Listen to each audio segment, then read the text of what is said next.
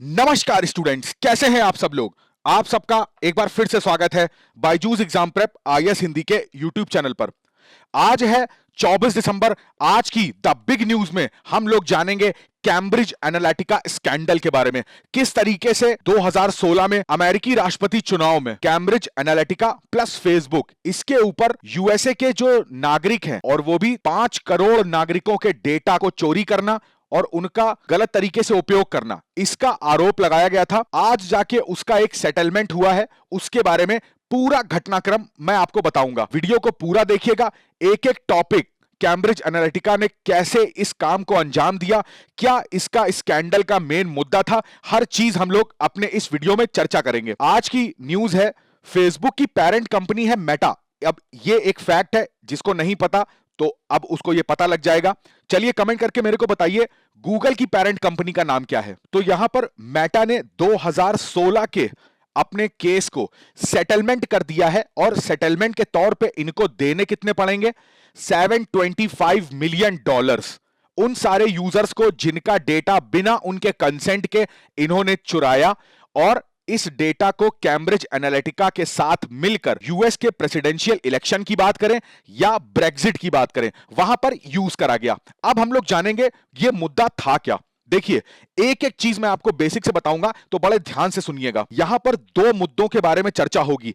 जो Cambridge Analytica company है, basically ये कंपनी कहां की है, ये कंपनी है ब्रिटिश की। अगर मैं इसके ओनर की बात बताऊं तो इसमें ऐसा नहीं है कि कोई एक ओनर है, मगर जिनका नाम सबसे ज्यादा फेमस हुआ था वो है रॉबर्ट मर्सर। ये एक ब्रिटिशर है और प्लस ये रिपब्लिकन डोनर है। बड़े ध्यान से सुनिएगा, रिपब्लिकन डोनर का क्या मतलब होता है। देखिए, जैसे हमारे यहां इलेक्शंस होते हैं तो हमारे यहां मल्टी पार्टी सिस्टम है, बहुत सारी यहां पर पार्टीज इलेक्शन में पार्टिसिपेट करती हैं। अगर हम लोग यूएसए का उदाहरण लेते हैं तो यूएसए में बेसिकली दो पार्टीज हैं, एक जिनको हम लोग रिपब्लिकन बोलते हैं और दूसरी जो डेमोक्रेटिक पार्टी है। अब यहां पर आपको पता है 2016 में जो यूएस के अंदर प्रेसिडेंशियल इलेक्शन हुए थे उसमें जीते थे डोनाल्ड ट्रंप, और डोनाल्ड ट्रंप बिलोंग करते थे रिपब्लिकन पार्टी को। इन्होंने हराया था हिलेरी क्लिंटन को। हिलेरी क्लिंटन जो थी वो डेमोक्रेटिक पार्टी को बिलोंग करती थी। अब जो ये रॉबर्ट महाशय हैं, ये रिपब्लिकन डोनर थे, यानी कि जैसे भारत में चुनाव के दौरान जो चंदा दिया जाता है उसी तरीके से वहां पर जो रिपब्लिकन पार्टी के एक डोनर हैं उसमें से ये काफी फेमस डोनर थे। इन्हीं की कंपनी थी कैम्ब्रिज एनालिटिका। अब कैम्ब्रिज एनालिटिका पे दो आरोप लगते हैं। पहला आरोप कि 2016 में जो यूएसए के अंदर इलेक्शन होते हैं तो रॉबर्ट ने, अब चूंकि ये रिपब्लिकन डोनर थे, इन्होंने कैम्ब्रिज एनालिटिका जो इनकी कंपनी है उसने यूएसए के 5 करोड़ जो नागरिक थे उनके डेटा को गलत तरीके से उपयोग किया। उसके डेटा का उपयोग करके उन सारे 5 करोड़ अमेरिकी नागरिकों का ब्रेन वॉश करा, जिससे कि वो ट्रंप को ही वोट दें। दूसरा, कैम्ब्रिज एनालिटिका पर यह आरोप लगाया जाता है कि जो ब्रेग्जिट हुआ था, जिसमें जो ब्रिटेन था उसने यूरोपियन यूनियन को छोड़ दिया था, तो यहां पर भी जो ब्रिटेन के नागरिक थे उनका ब्रेन वॉश किया गया था और उनको ब्रेग्जिट करने के लिए, अर्थात यूरोपियन यूनियन को छोड़ने के लिए उनका भी यहां पर ब्रेन वॉश किया गया था। ठीक है, इतनी बात समझ में आ गई। अब हम लोग जानते हैं कि कैम्ब्रिज एनालिटिका ने यह काम किया कैसे। यहां पर क्या हुआ, एक व्यक्ति है यहां पर क्रिस्टोफर वाइली, ठीक है, इनका नाम ध्यान रखिएगा। क्रिस्टोफर वाइली जो थे, इनको बोला जाता है कि ये विसल ब्लोअर थे। ये एक्चुअली में पहले कैम्ब्रिज एनालिटिका कंपनी में काम करते थे। बाद में इन्हीं ने जाकर इस चीज को उजागर किया था कि कैम्ब्रिज एनालिटिका ने इस तरीके का काम किया था, तभी ये चीज सामने आई। इस कहानी की शुरुआत होती है 2014 से। 2014 में बेसिकली होता क्या है, यहां पर कैम्ब्रिज एनालिटिका जो कंपनी है ना, वो यहां पर एक आप नाम देख पा रहे होगे, अलेक्जेंडर कोगन। ये हैं एक प्रोफेसर, और ये प्रोफेसर कहां के हैं, ये प्रोफेसर थे कैम्ब्रिज यूनिवर्सिटी के। तो कैम्ब्रिज एनालिटिका कंपनी जो है वो इन प्रोफेसर से कांटेक्ट करती है और इन प्रोफेसर को ऐसा बोला जाता है कि 7 से 8 लाख डॉलर, 7 से 8 लाख डॉलर, इतनी बड़ी पेमेंट इन प्रोफेसर को दी गई थी। इनसे ये कहा गया था कि ये एक ऐसा ऐप बनाएंगे। ऐप आप देखते हो आजकल बहुत सारे ऐप आते हैं, उस ऐप का ये काम होगा कि फेसबुक के अंदर जितने भी यूजर्स हैं उनके डेटा को किस तरीके से निकाला जा सकता है। तो ऐसा ऐप अलेक्जेंडर कोगन ने बनाया। अब देखिए होता क्या है, एक फिगर आपको दिखाऊंगा।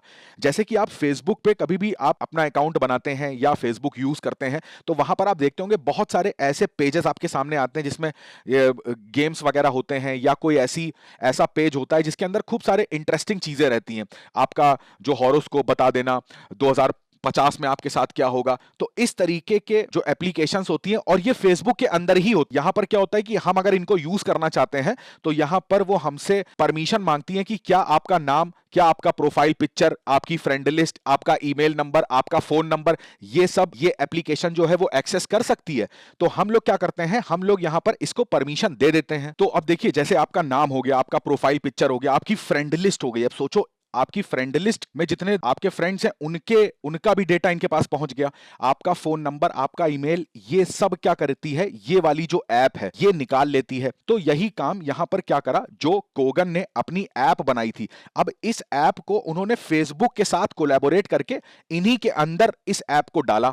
तो कोई भी, जो भी यूएसए के यूजर्स थे जिनका भी फेसबुक में अकाउंट था, वो जैसे ही अपना फेसबुक खोलते थे तो ये जो ऐप थी वो यहां पर दिखती थी। मैं आपको इस ऐप का नाम बताता हूं। इस ऐप का नाम था this is your digital life. तो जैसे ही ये ऐप, आप फेसबुक यूज कर रहे हैं तो ये ऐप आपके सामने दिखेगी, और आप इसको यूज करना चाहते हैं तो फेसबुक आपसे परमिशन मांगेगा, और आप उस सारी परमिशन को दे देंगे तो वो सारा डेटा फेसबुक अपने पास रख लेगा। और वही डेटा इस ऐप के थ्रू कहां पर चला जाएगा, इस कैम्ब्रिज एनालिटिका कंपनी के पास। तो 5 करोड़ यूजर्स का इस तरीके का जो डेटा था, इस ऐप की मदद से कैम्ब्रिज एनालिटिका को मिल गया। अब कैम्ब्रिज एनालिटिका ने क्या करा, यही सारा डेटा जो वहां पर रिपब्लिकन पार्टी है उसके साथ शेयर किया। अब उस पार्टी ने क्या किया, अब मान लीजिए यूजर है XYZ। अब एक्स को किस चीज में इंटरेस्ट है, एक्स का जो विचारधारा है वो किस विचारधारा को फॉलो करता है, एक्स को क्या लगता है कि पॉलिटिक्स में क्या बदलाव होने चाहिए। अब एक्स मान लीजिए यूएसए के न्यू जर्सी में रहता है, तो न्यू जर्सी की क्या क्या प्रॉब्लम्स हैं जिससे एक्स को मतलब है। इसी तरीके से वाई कहां रहता है, वाई किस बारे में, कौन सी विचारधारा को फॉलो करता है, ये ट्रंप के बारे में क्या सोचता है, जेड क्या सोचता है, जेड की डिमांड क्या है, वो नई सरकार से क्या अपेक्षा रखता है। तो ये सोचिए, इस तरीके का डेटा जब किसी पार्टी को पता लगेगा तो पार्टी क्या करती है, अपनी जो भी रैली वगैरह होती हैं या अपने जो मुद्दे होते हैं, चुनावी घोषणाएं जो होती हैं, इन सारे मुद्दों में वही सारे पॉइंट उठाती है जो, अब मान लीजिए न्यू जर्सी में ट्रंप की रैली हो रही है तो वही पॉइंट उठाए जा रहे हैं जो न्यू जर्सी के लोगों को चाहिए। दूसरी जगह जाके ट्रंप रैली कर रहे हैं तो वहां पर भी वही सारे पॉइंट उठाए जा रहे हैं जो वहां के लोगों की डिमांड है। वहां के लोग क्या, उनका इंटरेस्ट क्या है, वो क्या चीजें नहीं पसंद करते हैं, क्या चीजें पसंद करते हैं, यही सारे वहां के भाषणों में, वहां के मैनिफेस्टो में रिपब्लिकन पार्टीज कर रही हैं। तो इसका एक बहुत बड़ा इंपैक्ट पड़ा 2016 के इलेक्शंस में, और उसका रिजल्ट क्या आया, डोनाल्ड ट्रंप की जीत हुई। बाद में जाके जब मैंने जो विसल ब्लोअर का नाम बताया था, क्रिस्टोफर विले, इन्होंने जब ये चीजों का पर्दाफाश किया कि इस तरीके से कैम्ब्रिज एनालिटिका ने करा है, तब जाके ये पूरा एक स्कैंडल नाम दिया गया और ये सामने आया। अब चूंकि ये कंपनी ने अपनी ऐप किसके अंडर में डाली थी, फेसबुक के अंडर में, तो यहां से फेसबुक को भी इस चीज का दोषी पाया गया। अब अगर निपटान की बात करें, जो ये सेटलमेंट हुआ है, तो उसमें अब आपको पता है इतने फेसबुक जो उपयोगकर्ता हैं वो शामिल हैं, ठीक है। तो यहां पर जो मैंने आपको बताया, इतना भुगतान मेटा कंपनी को करना है, तो वो इसी में से जो पैसा होगा वो सारे यूजर्स को मिलेगा। अब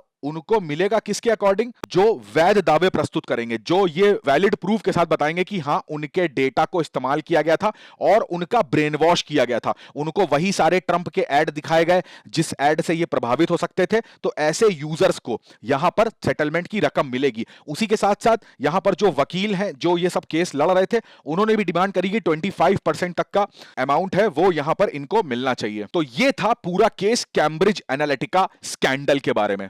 मैं आशा करता हूं आज मैंने जो चीजें आपको टू द पॉइंट बताई हैं वो चीजें आपको अच्छे से समझ में आ गई होंगी। कमेंट करके जरूर बताइएगा कि आज का सेशन आपको कैसा लगा। मिलते हैं बिग न्यूज के अगले सेशन में एक नए बर्निंग टॉपिक के साथ। तब तक अपनी पढ़ाई करते रहिए, स्वस्थ रहिए और सबसे इंपॉर्टेंट, अपने माता पिता का बहुत सारा ध्यान रखिए। आप सभी का बहुत बहुत धन्यवाद।